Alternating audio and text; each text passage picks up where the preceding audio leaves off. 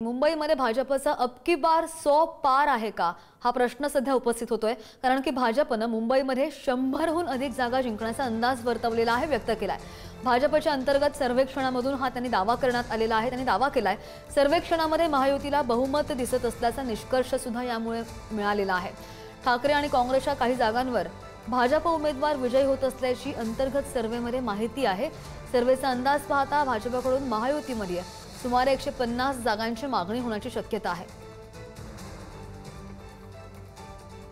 आणि या संदर्भात आणखी माहिती घेऊयात, आमचे प्रतिनिधी सुशांत आपल्या सोबत आहेत। सुशांत, आगामी निवडणुकांच्या दृष्टिकोनातून हा सर्वे अत्यंत महत्त्वाचा काय नेमका आहे या सर्वेमध्ये? सध्या आपण जर बघितलं असेल तर प्रत्येक निवडणुकीत भाजप त्यांचा अंतर्गत सर्वे करत असतात। विधानसभा निवडणुकीच्या दरम्यान देखील भाजपने असाच त्यांचा अंतर्गत सर्वे केला होता। त्यामध्ये देखील भाजप सर्वात मोठा पक्ष ठरेल असा अंदाज व्यक्त केला होता। तो अंदाज जो आहे तो खरा ठरला। आता मुंबई महानगरपालिका निवडणुकीच्या दृष्टिकोनातून भाजपने आपला अंतर्गत सर्वे जो आहे तो केलेला आहे।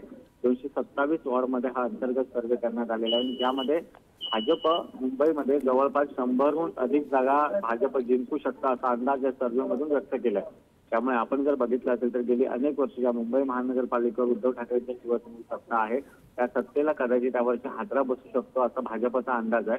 त्यामुळे आता भाजपचा हा सर्वे विधानसभा निवडणुकीप्रमाणे खरा ठरतोय का हे देखील बघणं महत्त्वाचं ठरणार आहे। मात्र हा सर्वे बघता भाजपचा आत्मविश्वास जो आहे तो वाढलेला आहे। त्यामुळे भाजप महायुतीमध्ये सर्वाधिक जागा म्हणजे 150हून अधिक जागांची मागणी भाजपकडून होण्याची शक्यता आहे। त्यामुळे आता भाजपचा हा सर्वे बघता 150 जागा भाजपला महायुतीचे इतर मित्रपक्ष सोडणार का हे देखील बघणं महत्त्वाचं ठरणार आहे। सध्या अगदी 100हून अधिक जागा जिंकण्याचा अंदाज जरी असला तरी सुद्धा घटक पक्षही आहेत, त्यांचं मतही यांना जाणून घ्यावंच लागेल।